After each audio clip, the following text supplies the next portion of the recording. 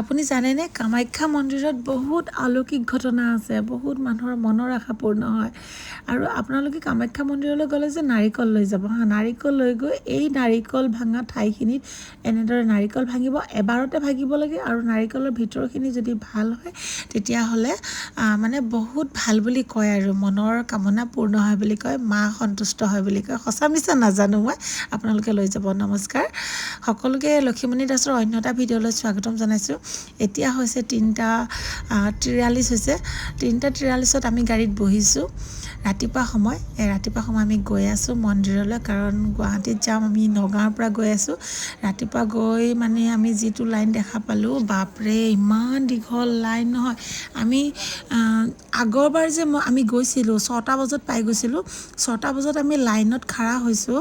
সেই লাইনত গৈ আমি গধূলি 5:23 আমি মাক দৰ্শন কৰিব পাৰিছোঁ। 5:23 গধূলি সময়, 6টা বজাৰ পৰা গোটেই দিনটো আমি ৰৈ আছোঁ।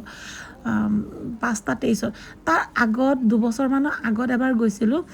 ৰাতিপুৱা গৈছোঁ, মানে তাতো সেই 6:30-7টামান বজাতে লাইনত ধৰিছোঁ। সেইবাৰ আকৌ 12:40 আমি মানে মাক দৰ্শন কৰিছিলোঁ। কিন্তু এইবাৰ আমি যেতিয়া ঈদৰ দিনা গৈছিলোঁ, ঈদৰ দিনা যাওঁতে ইমান ভিৰ নহয়। মানে যি হয় আমি 6টা বজাতে পাইছোঁগৈ, কিন্তু আমি যদি সেই লাইনত যাওঁ নহয়, আমি ৰাতি 8-9টামান বজাতে মাক দৰ্শন কৰিব পাৰিম, এনেকুৱা লাইন হৈ গৈছেগৈ। তাৰপিছত এওঁ ক'লে কি আজি এনেদৰে জেনেৰেল লাইনত যাব নালাগে, আজি বেলেগ এটা লাইনত যাওঁ ব'লা। তাৰপাছত আমি আজি সৰু সৰু যিমান কামাখ্যা মন্দিৰত বহুতকেইটা মন্দিৰ আছে, বগলাবা মন্দিৰ, চিহ্নমুদ্ৰা মন্দিৰ, ভৈৰৱী মন্দিৰ, তাৰা মন্দিৰ, তাৰপিছত এনেদৰে বহুতকেইটা মন্দিৰ আছে দেই। মই নামকেইটা পাহৰিয়ে গৈছোঁগৈ। আৰু এই গোটেইকেইটা মন্দিৰ আজি দৰ্শন কৰিম। আৰু বহুতে কয় কামাখ্যা মন্দিৰৰ মাক যদি দৰ্শন কৰিব নোৱাৰে কিবা কাৰণত, তেতিয়াহ'লে কামাখ্যা মন্দিৰটো 3বাৰ প্ৰদৰ্শন কৰিব লাগে। 3বাৰ যদি আপোনালোকে মন্দিৰটো ঘূৰে নহয়, মাক দৰ্শন কৰা হয় বুলি বহুতে কয়। তাৰপিছত আমিতো মাক মানে একদম ভিতৰত যাবতো নোৱাৰিলোঁৱে, আমাক বাহিৰৰ পৰা চাব দিছে। মানে মা ওচৰত গৈ হাত লগাব দিয়া নাই, গেট আছে, গেটৰ পৰা আমি সেৱা কৰিব পাৰিছোঁ। আৰু একদম ভিতৰত যাব নোৱাৰিলোঁ, কাৰণ সেই লাইনত আমি নগ'লোঁ যে। সেইদিনাখন আমি মানে যিমান সৰু সৰু মন্দিৰ আছে চব মন্দিৰতে আমি সেৱা কৰিব পালোঁ। কিন্তু আগৰবাৰ যাওঁতে সৰু সৰু মন্দিৰখিনিত সেৱা কৰিবলৈ আমাৰ সময় নহ'ল, তাত লাইনত ধৰি মানে মাক দৰ্শন কৰালৈকে। এয়া ভৈৰৱী মন্দিৰত চাওকচোন, একদম তললৈ আছে। ইমান ডাঙৰ ডাঙৰ কাছ আছে ন, আচৰিত লাগে। এই দেখিছেনে মুখখন ইমান শকত, বহুত ডাঙৰ ডাঙৰ কাছ আছে। দেখিলে আপুনি ভয় খাই যাব। মইতো মানে কৈছোঁ ন, আচৰিত পাইছোঁ। জীৱনত প্ৰথমবাৰ এনেকুৱা কাছ দেখা পাইছোঁ। আপোনালোকে যাবচোন, একদম তললৈ আছে দেই, বহুত ষ্টেপ যাব লাগিব।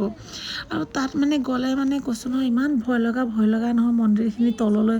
যিকেইটা সৰু সৰু মন্দিৰ আছে আপোনালোকে চাবচোন, একদম মানে আচৰিত ধৰণৰ মন্দিৰ। গ'লে আপোনাৰ মনটো কেনেকুৱা লাগি যায় নহয়, মানে মই ক'ব নোৱাৰোঁ আৰু ইমান ধুনীয়া। আমি তাৰপিছত কামাখ্যা মাৰ মন্দিৰ দৰ্শন কৰিলোঁ। দৰ্শন কৰি পেলাই যিমান সৰু সৰু মন্দিৰ আছে, 7টামান মন্দিৰ আছে, সেই 7টা মন্দিৰত আমি গ'লোঁ। গৈ পেলাই চাকি বন্তি জ্বলালোঁ। চাকি বন্তি জ্বলাই মাক দৰ্শন কৰি প্ৰসাদ দিলোঁ। প্ৰসাদ লৈ পেলাই তাতে যিবিলাক আমি কাপোৰ কিনিছিলোঁ, সেই কাপোৰ বান্ধিব পৰা সুবিধা আছে, তাত দিলোঁ। আকৌ পইচা লগাব লাগে, তালৈ গ'লোঁ। সকলোবিলাক এয়া দেখিছে নহয়, মানুহ ইমান মানুহ। আমি তাৰপিছত ইয়াৰ পৰা ঘূৰি আহিছোঁ, ৰিটাৰ্ণ হৈছোঁ। ৰিটাৰ্ণ হওঁতে এইখিনি অকণমান ভিডিঅ' কৰিছোঁ। ইমান মানুহ, বা সেইদিনাখন ঈদৰ দিনাখন মানুহ মানে ক'ব নোৱাৰা, ভৰি দিবলৈ জেগা নাইকিয়া, ইমানেই মানুহ হৈছে। সঁচাকৈ একদম আচৰিতেই। মাৰ ওচৰত যোৱাটো খুব মানে ভাগ্য লাগিব, চাবলৈ চুবলৈ ভাগ্য লাগিব, গম পাইছে। মমিতো আগৰবাৰ যাওঁতেতো মাক চুইছোঁ, কিন্তু এইবাৰ মাক চুবলৈ নাপালোঁ।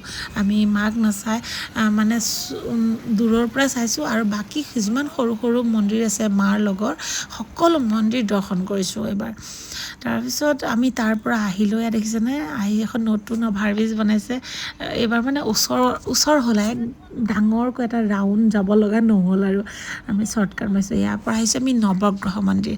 আপোনালোকে জানেই নহয়, গুৱাহাটীত যে নৱগ্ৰহ মন্দিৰ আছে, 9টা গ্ৰহ।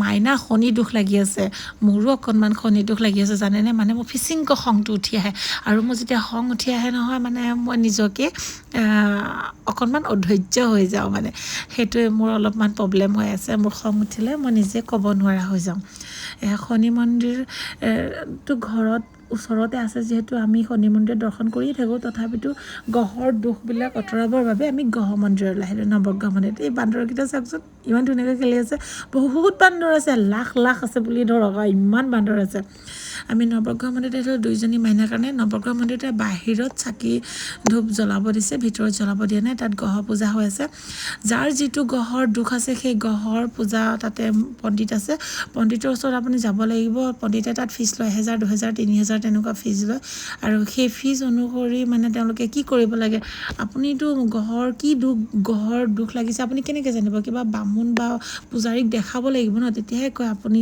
বুধ গ্ৰহৰ দুখ আছে বা মংগল গ্ৰহ আপোনাৰ অশুভ বা শনি গ্ৰহৰ আপোনাৰ বেয়া তেনেকৈতো কয় আপুনি সেই কি গ্ৰহৰ অশুভ সেই পূজাৰীক ক'ব লাগিব সেই পূজাৰীয়ে সেইমতে কি মানে সমিধান লাগে কাপোৰ কিনিব লাগে প্ৰত্যেকটো গ্ৰহৰ কাপোৰ বেলেগ বেলেগ তেনেকৈ চন্দ্ৰ গ্ৰহত বগা শনি গ্ৰহত ক'লা মংগল গ্ৰহত আৰু ৰবি গ্ৰহত ৰঙা মানে এনেদৰে গোটেইবিলাক গ্ৰহৰ কাপোৰ বেলেগ বেলেগ তেনেকৈ কিনি পেলাই লৈ যাব লাগে লৈ গৈ পেলাইহে গ্ৰহৰ পূজা কৰিব লাগে পূজাৰীয়ে ধুনীয়াকৈ মন্ত্ৰ মাতি পূজা কৰি দিয়ে বহুত ভাল লাগে দেখিবলৈ দিয়ে মানে কৈছোঁ নহয় ভিতৰত সোমোৱাৰ লগে লগে মন্ত্ৰ ধ্বনি উচ্চাৰণত আপোনাক একদম মন বলিয়া কৰি দিয়ে মনটো পবিত্ৰ লাগি যায় এনেকুৱা লাগে যে মোৰ আজিৰ পৰা কোনো দুখ নাই আৰু গ্ৰহৰ চিন্তা নাই আৰু মোৰ যত যি বেয়া আছে চব মানে ভাল হৈ গ'ল এনেকুৱা আপোনাৰ মনটো লাগিব জানেনে যদি আপোনাৰ সন্তানৰ বা আপোনাৰ বা ঘৰৰ পৰিয়ালৰ গ্ৰহৰ দুখ লাগি থাকে ঘৰখনত অশান্তি সৃষ্টি হৈ আছে তেতিয়াহ'লে নৱগ্ৰহ মন্দিৰত আপোনালোকে নিশ্চয় এবাৰ গৈ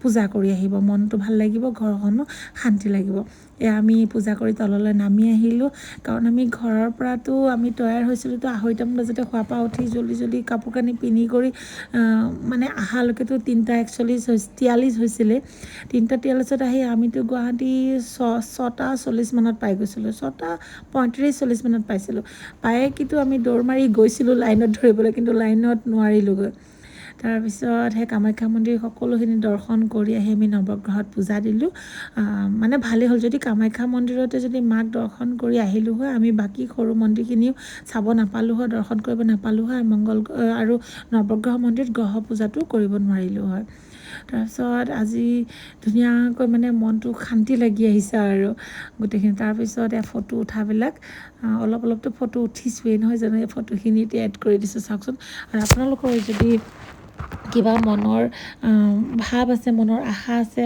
এবাৰ নিশ্চয় কামাখ্যা মা মন্দিৰত যাব মনৰ দুখবিলাক ভাল লাগিব চাবচোন ভাল হৈ যাবগৈ আপোনাৰ মনটো ভাল লাগি যাব আৰু যদি আপোনাৰ ঘৰত কিবা গ্ৰহৰ দুখ লাগি আছে খং বা পঢ়াত মন নবহে নানান ধৰণৰ যিকোনো ক্ষেত্ৰত তেতিয়াহ'লে গ্ৰহ পূজা ভাগ নৱগ্ৰহ মন্দিৰত আপোনালোকে নিশ্চয় এবাৰ কৰিব চাব ঘৰখনত সুখ শান্তিয়ে ভৰি যাব আমাৰ প্ৰত্যেক বছৰে বহাগ মাহত মোৰ ছোৱালী দুজনী কুস্ত্ৰী মোৰ নিজৰ কুস্ত্ৰী আমি মানে জন্ম পত্ৰিকা আমি বামুণক দেখাওঁ আৰু বামুণে বছৰটোলৈ কি কৰিব লাগে নালাগে কৈ দিয়ে আৰু সেই বছৰটোৰ কাৰণে আমাৰ যি পূজা কৰিব লাগে অশুভ সেইখিনি আমি সেই বছৰটো প্ৰথমতে আমি কৰোঁ আৰু বহাগ মাহত যেতিয়া কুস্তিখন দেখালোঁ এতিয়া মানুহজনটো বহাগ মাহত নাহিলে সেইকাৰণে আমি এতিয়া যেতিয়া মানুহজন ছুটি আহিছে ছুটি অহাৰ পাছতে আৰু যিখিনি আমাৰ দুখ আছে মানে আমাৰ জন্ম পত্ৰিকাত যিখিনি এই বছৰটো আমাৰ দুখ আছে সেই দুখখিনি কৰ্তন কৰিবৰ বাবে য'ত যি কৰিব দিছে মানুহজন থাকোঁতে পটাপট কৰি লৈছোঁ